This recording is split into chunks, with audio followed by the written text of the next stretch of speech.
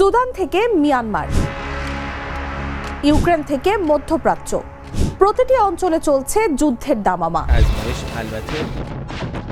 বিশ্বজুড়ে এই বহুমাত্রিক সংঘাতে ঘটছে প্রাণহানি, হুমকির মুখে পড়ছে বিশ্ব অর্থনীতি। সব মিলিয়ে প্রথম ও দ্বিতীয় বিশ্বযুদ্ধের ভয়াবহতার পর শতাব্দী পেরোতে না পেরোতেই গভীর অস্থিরতার মুখে পড়েছে বিশ্ব। প্রশ্ন উঠছে, তবে কি তৃতীয় বিশ্বযুদ্ধের পথে হাঁটছে পৃথিবী? গেল 5 বছর ধরে রাশিয়ার সঙ্গে সংঘাত চলছে পূর্ব ইউরোপের দেশ ইউক্রেনের। ফেব্রুয়ারির শেষ দিকে ইউক্রেনের জ্বালানি অবকাঠামো লক্ষ্য করে শতাধিক ড্রোন এবং ক্ষেপণাস্ত্র হামলা চালায় রাশিয়া। এর জবাবে ইউক্রেন দক্ষিণাঞ্চলের কিছু এলাকা পুনরুদ্ধার করলেও সামগ্রিকভাবে যুদ্ধের তীব্রতা এখনও কমেনি। এরই মধ্যে যুদ্ধের সাইরেন বেজে উঠছে মধ্যপ্রাচ্য জুড়ে। পৃথিবীর ইতিহাসে 2026 সালের 28 ফেব্রুয়ারি হয়ে থাকবে একটি কালো অধ্যায়। ইসরায়েল ও যুক্তরাষ্ট্রের যৌথ হামলায় ইরানের সর্বোচ্চ নেতা আয়াতুল্লাহ আলী খামেনি নিহত হওয়ার পর পুরো মধ্যপ্রাচ্যে যুদ্ধ ছড়িয়ে পড়েছে। তেহরানে দফায় দফায় তীব্র হামলা চালিয়ে যাচ্ছে ইসরায়েল ও যুক্তরাষ্ট্র। পাল্টা জবাবে ইসরায়েল সহ মধ্যপ্রাচ্যের বিভিন্ন দেশে যুক্তরাষ্ট্রের ঘাঁটি ও আশপাশে ক্ষেপণাস্ত্র ও ড্রোন হামলা চালিয়ে যাচ্ছে ইরানও। এরই মধ্যে খামেনি হত্যার প্রতিশোধ নিতে ইসরায়েলে হামলা চালিয়েছে লেবাননের সশস্ত্র গোষ্ঠী হিজবুল্লাহ। এরপর লেবাননে ব্যাপক হামলা চালিয়েছে ইসরায়েল। পাল্টাপাল্টি হামলায় বিপুল ক্ষয়ক্ষতির চিত্র সামনে এসেছে। যুক্তরাষ্ট্র ইরানের চলমান অভিযানের নাম দিয়েছে অপারেশন এপিক ফিউরি, আর ইসরায়েল নাম দিয়েছে লায়ন রোড। ইরানের গণমাধ্যমের দাবি, সামরিক স্থাপনার পাশাপাশি বেসামরিক স্থাপনাগুলোতেও হামলা চালাচ্ছে ইসরায়েল ও যুক্তরাষ্ট্র। চলমান সংঘাতে কুয়েতের বেশ কয়েকটি মার্কিন যুদ্ধবিমান বিধ্বস্ত হয়েছে। বাহরাইন ও সংযুক্ত আরব আমিরাত সহ একাধিক মার্কিন ঘাঁটি লক্ষ্য করে ক্ষেপণাস্ত্র নিক্ষেপের পর পুরো অঞ্চলের আকাশপথ বন্ধ হয়ে যায়। চলমান এই সংঘাত কবে থামবে তা নিয়েও তৈরি হয়েছে সংশয়। কারণ একদিকে ইরান প্রতিশোধ নিতে মরিয়া, অন্যদিকে ইরানের দীর্ঘমেয়াদী যুদ্ধের হুঁশিয়ারি দিয়েছেন মার্কিন প্রেসিডেন্ট ডোনাল্ড ট্রাম্প।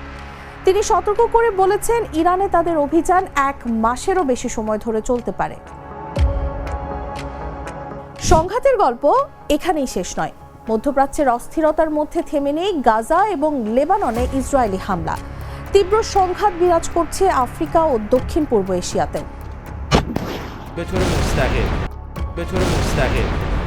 সুদানের গৃহযুদ্ধ 3 বছর অতিক্রম করে বিশ্বের অন্যতম বড় মানবিক সংকটে পরিণত হয়েছে। কোটি মানুষ চরম সহায়তার উপর নির্ভরশীল হয়ে জীবনযাপন করছে। জাতিসংঘ সতর্ক করেছে, এই সংঘাত পার্শ্ববর্তী দেশগুলোতেও অস্থিতিশীলতা ছড়িয়ে পড়তে পারে। এশিয়ার আরেক প্রান্ত মিয়ানমারের সামরিক জান্তা ও বিদ্রোহী গোষ্ঠীর সংঘর্ষ এখনও চলমান। এতে নিহত ও বাস্তুচ্যুত মানুষের সংখ্যা প্রতিনিয়ত বাড়ছে। দেশটির রাজনৈতিক অচলাবস্থা ও নিরাপত্তা সংকট পুরো অঞ্চলকে প্রভাবিত করছে। একই সঙ্গে চীনের সঙ্গে তাইওয়ান, উত্তর কোরিয়ার সঙ্গে দক্ষিণ কোরিয়া এবং ভারতের বিপরীতে পাকিস্তানের মধ্যকার উত্তেজনাও বৈশ্বিক উদ্বেগ বাড়াচ্ছে। সম্প্রতি যুদ্ধের সুর শোনা গেছে আফগানিস্তান, পাকিস্তানেও। ইউক্রেনের প্রেসিডেন্ট ভলোদিমির জেলেনস্কি মনে করছেন, রুশ আগ্রাসনের মধ্য দিয়ে তৃতীয় বিশ্বযুদ্ধ কার্যত শুরু হয়ে গেছে। একই ধারাবাহিকতায় জেপি মর্গান, প্রধান নির্বাহী জেবি ডাইমর একাধিক অঞ্চলে একযোগে ছড়িয়ে পড়া সংঘাতকে বৈশ্বিক যুদ্ধের বাস্তব রূপ হিসেবে দেখছেন। ইতিহাসবিদ নিয়াল ফার্গুসন বর্তমান পরিস্থিতিকে 1939 সালের আগের ইউরোপের সঙ্গে তুলনা করে সতর্ক করেছেন। একই মূল্যায়নে সাবেক মার্কিন নিরাপত্তা বিশ্লেষক ডক্টর ফিওনা হিল বলেছেন, আনুষ্ঠানিক ঘোষণা না থাকলেও বর্তমান সংঘাতের বিস্তার ও জোট কাঠামো বিশ্বযুদ্ধেরই ইঙ্গিত দিচ্ছে। সব মিলিয়ে আনুষ্ঠানিক কোনো ঘোষণা না থাকলেও অর্থনৈতিক নিষেধাজ্ঞা ও পারমাণবিক হুমকির সমন্বয়ে বিশ্ব এক ধরনের বিশ্বযুদ্ধ সদৃশ পরিস্থিতির মধ্যে প্রবেশ করেছে। অর্থাৎ বহুমাত্রিক সংঘাতের ক্ষতচিহ্ন জানান দিচ্ছে, ধীরে ধীরে হয়তো তৃতীয় বিশ্বযুদ্ধের পথেই হাঁটছে পৃথিবী। গ্লিটারের টুইন লেমন ও অ্যান্টিব্যাকটেরিয়াল ফর্মুলা বাসনকে চকচকে জীবাণুমুক্ত করে আমাদের দেয় গ্লিটার গ্যারান্টি।